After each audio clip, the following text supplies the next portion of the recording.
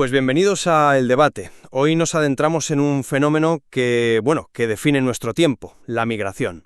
Los materiales que hemos analizado dibujan un panorama de una escala y una complejidad sin precedentes. Para que nos hagamos una idea, los datos de ACNUR, la Agencia de la ONU para los Refugiados, nos dicen que a mediados de 2024 ya había casi 38 millones de personas desplazadas forzosamente en el mundo. Estas cifras son abrumadoras y nos obligan a plantearnos una pregunta fundamental sobre cómo entender la experiencia de quien migra en el siglo XXI. Exacto. Y esa es la tensión central que recorre todos los textos. La pregunta que flota en el aire es: ¿debemos enfocar la migración principalmente como una historia de trauma, de vulnerabilidad, que nos exige proteger a la persona?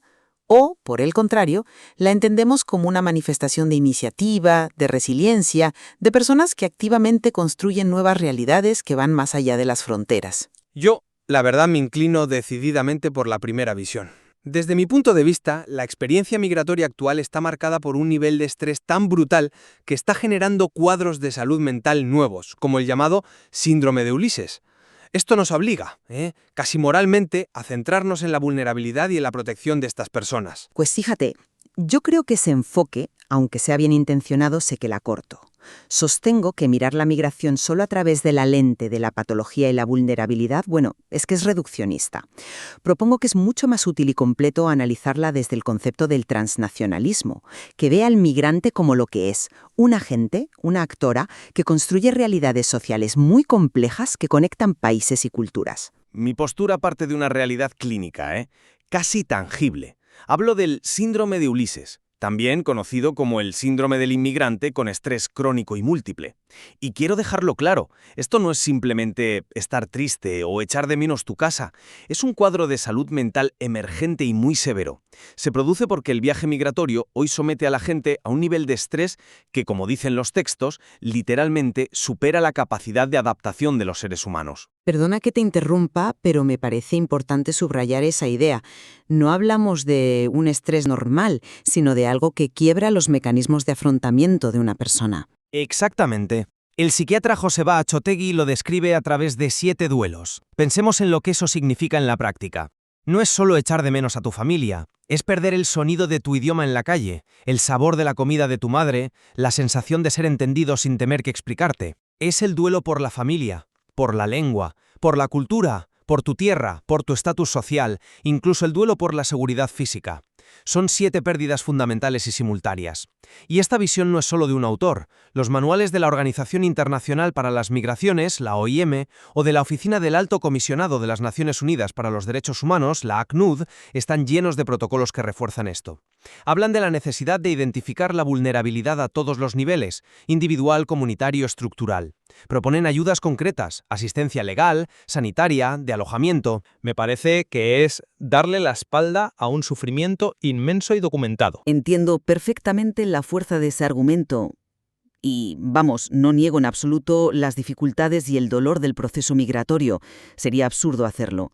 Mi problema es que el marco del síndrome de Ulises, con todo lo útil que es para la clínica, corre el riesgo de patologizar un fenómeno que es fundamentalmente social y político. Convierte al migrante en un paciente, en un sujeto pasivo y traumatizado, y creo que eso es solo una parte de la foto. Por eso propongo este enfoque alternativo, el del transnacionalismo. Y para que se entienda bien a qué nos referimos exactamente con transnacionalismo, porque es un término que puede sonar muy académico. En el fondo es muy sencillo. En lugar de ver al migrante como alguien que deja un país A para ir a un país B y corta sus lazos, el transnacionalismo nos dice que esa persona en la práctica vive en los dos sitios a la vez. Los textos hablan de migrantes que construyen campos sociales que cruzan fronteras geográficas, culturales y políticas.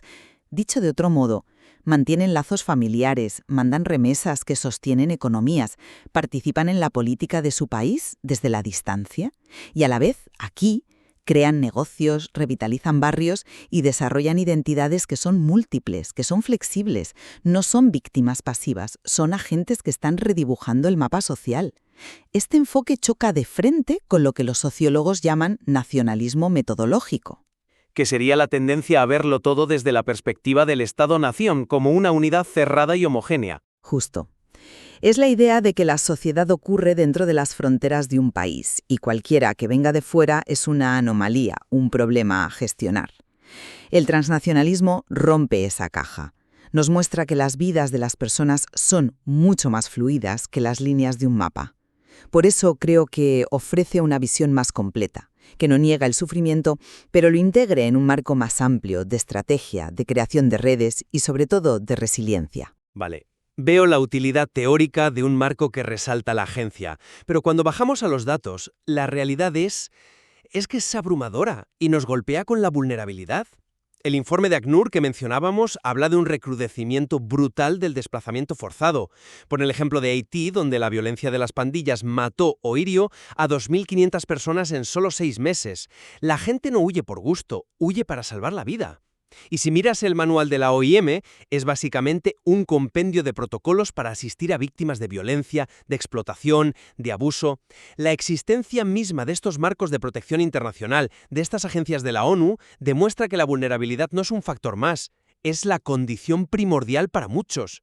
El síndrome de Ulises no es una teoría sociológica, es la descripción clínica de lo que pasa cuando esa vulnerabilidad te destroza por dentro. Así que te devuelvo la pregunta.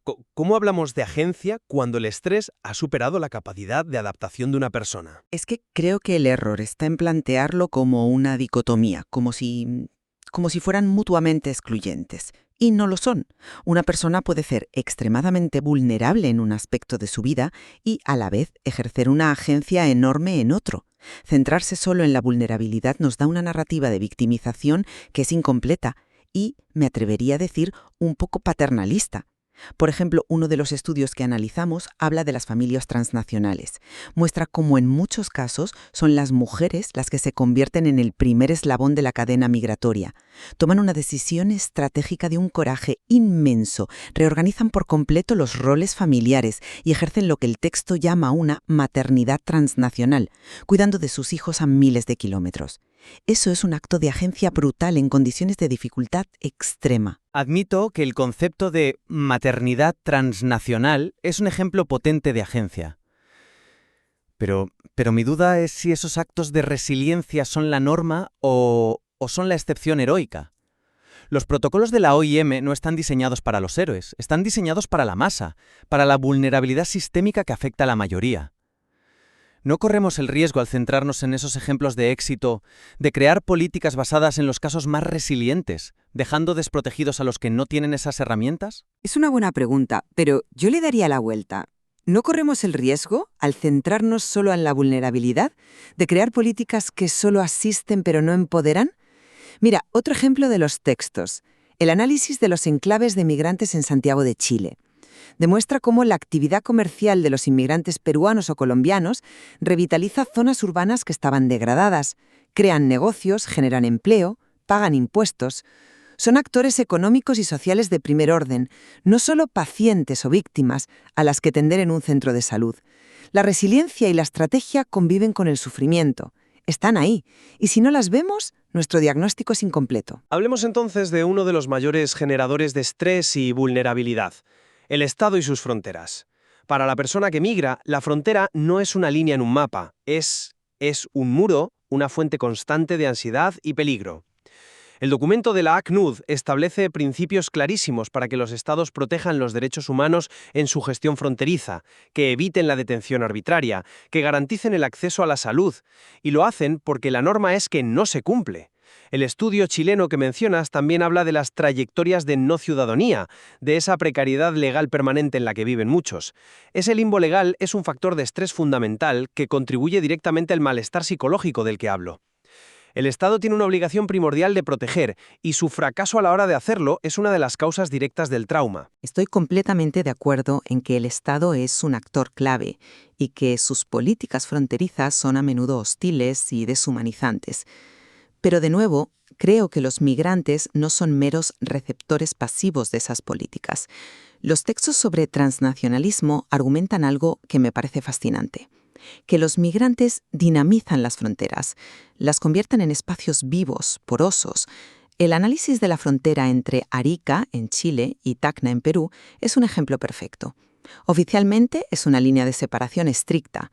En la práctica, Es un hervidero de circulación de personas, de bienes, de servicios. Hay prácticas sociales y económicas que no solo existen a pesar de la frontera, sino a veces gracias a ella. Vale, veo la lógica en eso. Me parece potente la idea de que los migrantes dinamizan la frontera, pero me pregunto si no estamos idealizando esa dinámica, porque para cada historia de éxito comercial en la frontera de Arica y Tacna, el informe del ACNUR nos recuerda que la frontera es también un lugar de detención arbitraria, de devoluciones en caliente y de vulneración sistemática de derechos. ¿Cómo cuadran esas dos realidades? ¿No parecen el mismo lugar? Cuadran, porque la vida es así de compleja. Esas prácticas transfronterizas son precisamente una estrategia de supervivencia y de progreso frente a un control estatal que intenta impedirlo. Desafían la idea del Estado-nación como un contenedor hermético. La gente desarrolla lealtades múltiples, identidades ligadas a diferentes sitios.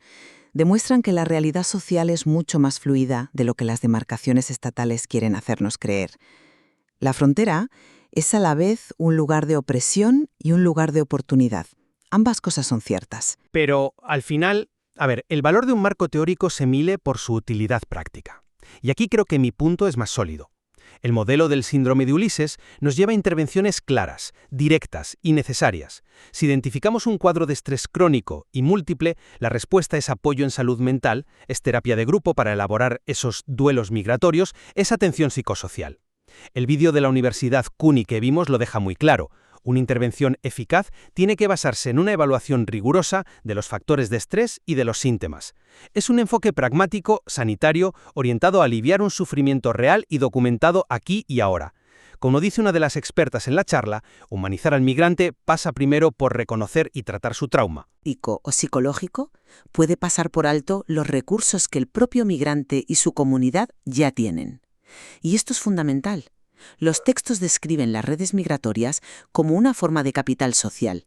Esas redes son un recurso potentísimo para encontrar trabajo, para conseguir información, para obtener apoyo emocional. Son el primer sistema de salud mental y de integración y es autogestionado.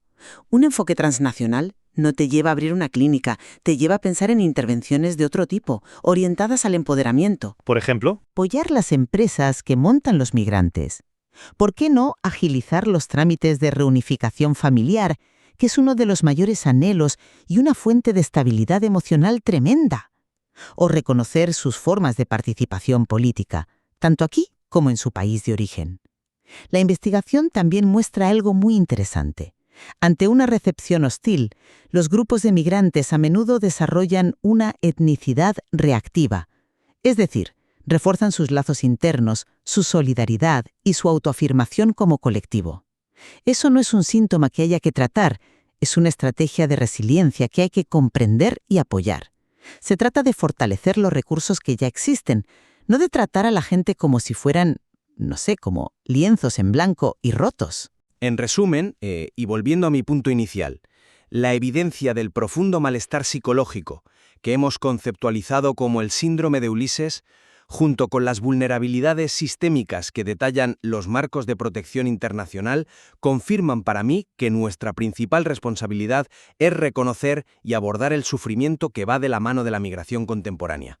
Un enfoque centrado en la protección y en la salud mental no es paternalista, es una respuesta humanitaria, ética y necesaria, ante una crisis de sufrimiento que está perfectamente documentada. Por mi parte, y aunque reconozco que las dificultades y el dolor son, innegables, insisto en que un marco que se centra únicamente en la patología es una foto incompleta, desenfocada.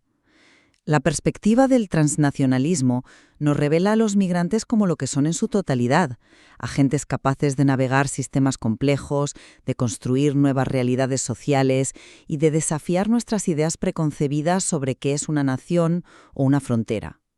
Reconocer esta capacidad de acción, esta agencia, es fundamental si queremos fomentar una verdadera integración basada en el empoderamiento y no limitarnos a ofrecer una asistencia que, sin querer, puede cronificar la dependencia. Está claro que ambas perspectivas iluminan facetas cruciales de una realidad, pues con muchísimas caras. Quizá una comprensión cabal del fenómeno exija precisamente eso, mantener en tensión las dos miradas, ver al migrante como un individuo vulnerable, que necesita y merece protección, y al mismo tiempo como un agente resiliente que protagoniza un cambio social profundo. Efectivamente. Los materiales que hemos analizado demuestran que la experiencia migratoria es demasiado compleja y rica para ser capturada por un único prisma. La verdadera cuestión quizás no es si es una cosa o la otra, sino cómo interactúan esa vulnerabilidad y esa agencia en la vida de cada persona. Y ahí, pues ahí queda muchísimo por explorar.